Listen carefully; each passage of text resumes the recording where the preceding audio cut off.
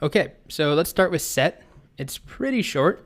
Basically, we've already done this part, accept a key and a value. We need to hash the key and then take the result when we hash the key, store the key value pair in the hash table at that location via separate chaining. So that's the only caveat that makes it a little harder, is we need to store things potentially nested within that index. But let's start with the basic part. So let's hash our key. All we have to do is call this ._hash, and we pass in the key and save that to a variable. So let's just call that index. So that's going to go give us the index. For example, let's just return index. Okay, so let's come down here and let's make a variable called ht, just so that we can test everything out. And let's try to do ht.set. Let's do hello world, and the value will be goodbye. Okay, it doesn't matter. Now if we run that, all right, so we're getting index 40, and the default is 53 is our size. If we change that to be, I don't know, 17, try again, we now get 11, something within the bounds, and every time we run this code, we should get 11. Okay, so that's giving us the index, but we don't want to just return the index. What we want to do now is insert the value at that index, the key and the value together, but there's a problem, which is that we need to do the whole separate chaining thing, which if this is our key map, if it looks like this and it's empty everywhere, let's just visualize that with spaces. If this is what it looks like, we need to insert at index, let's say right here, whatever this is, index 2. If there's nothing there, we're going to put an empty array and then add our list, our key, comma, value, like this. If there's already something there, we're going to need to do a check either way. Is there something here? If there is, then we just add in our next set of key and value, and we nest them. So I'm just going to do a little check. After we have the index, I'm going to do if there is not this dot key map of our index, meaning take the index we got back, like 11, and check this dot key map at index of 11. Is there anything there? But not. Is there nothing there? If that's the case, that means that we set it to an empty array. So that's the first thing we need to do. This dot key map of index equals empty array.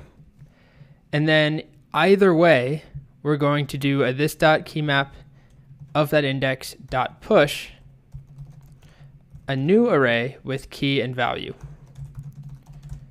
And that's it. Okay, so there's two scenarios. If we insert something, we do a set with a key and a value that gives us an index that is currently unused. There's nothing there, it's unoccupied. We're first going to check if it's unoccupied and then set the index of that array of our key map to be an empty array. And then we add in, we do a dot push with our key and value pair. However, if there's already something in there, like if we had already run this and then we ran something else that gave us 11 again, then this part is not true, it doesn't run. So we just push key and value, a new array, into the parent array of that index. So let's just test that it works. And how could I best test this? Let's make our size pretty small, like 4. And then I'm going to do a couple of sets. I'll fast forward. Okay, I added a couple of things in, just random strings. And if I execute this now, remember I changed the size, the default to be 4. So it's going to be tiny. And when I run it, if we look at our hash table, what do we have? Okay, so our key map has an array. So there's something at index 0, 1, and 3. There's nothing at index 2. And there's 4 things I inserted, and we can see that they are sharing index of 1. So index of 1 contains an array with cats are fine and I love pizza. Well, keys and values. So there's a key value pair and another key value pair, both which were hashed to index of 1. Up here, we have a single entry. Same thing down here, index of 3 is single entry. So if I were to add something else in, let's do ht.set. I don't know, I'm just going to do hi, bye. Where did it go? Let's look. Looks like it was also inserted there. So we pushed it into this existing array inside of index of 1. Let's try it again, something else. Where does it go this time? Okay. So I did French, fries, and that was inserted at index 2. There was nothing there before. If we go back up here, we only had index 0, 1, and 3. There was nothing at index 2.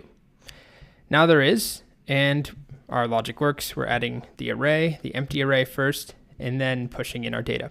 Okay, so that is set.